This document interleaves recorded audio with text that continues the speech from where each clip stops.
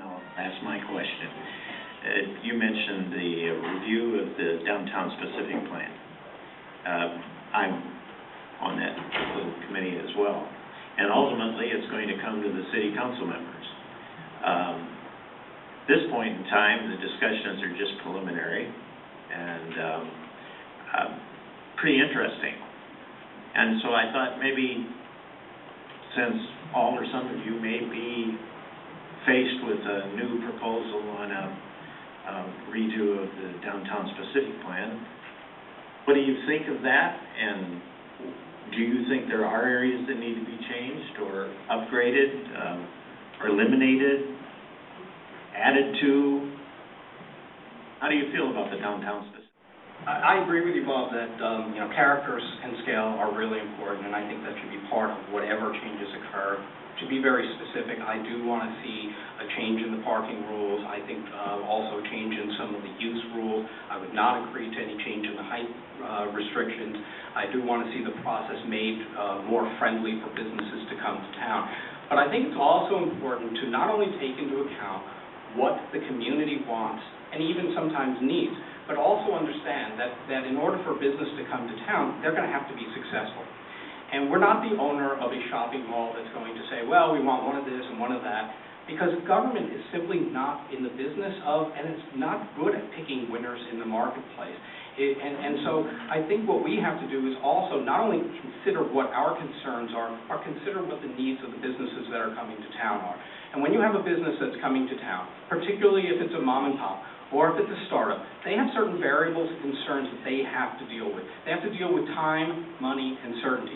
If it costs too much, if it takes too long, if they don't know what they're going to get in the end, they're simply not going to come to town no matter how much we want them to. And so I think we've got to take those factors into account if we want to be attracting businesses to come. We just spend now another 3 to 5 minutes for each one of you to have sort of a closing statement based upon what you've talked about tonight, some other things that you wished would have been talked about that weren't. You can make comments on that. Roses, but thanks, Dennis. So it's nice to get a vote of confidence on you. Issues come and go. Whatever the biggest issue is today is probably not going to be the biggest issue in 2 years. Whatever the biggest issue is in 2 years is probably not something we've even contemplated today, except maybe the village entrance, which I think is going to outlive all of us. And so I think there are other criteria you have to look at in deciding who to vote for city council, besides just where people stand on issues, but where they are as a core set of values, etc. And I just want to talk briefly, very briefly, about why I'm coming back.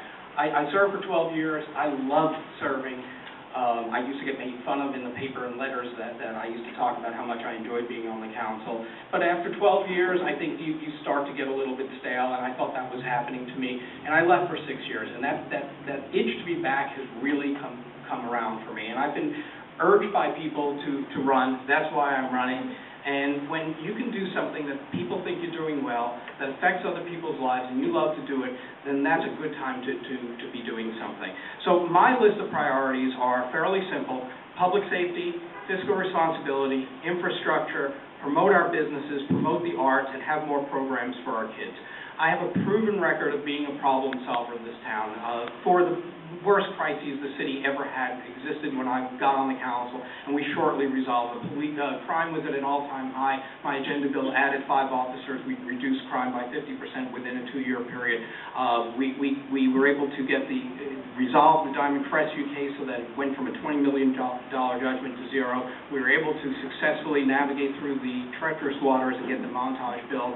And also, we were facing a fire rebuild when I got on the council. More than 300 homes had been destroyed the year before. We instituted programs that expedited the process by which people could get back into their homes, and hundreds, if not 1,000 people got back into their homes literally years before they otherwise would have.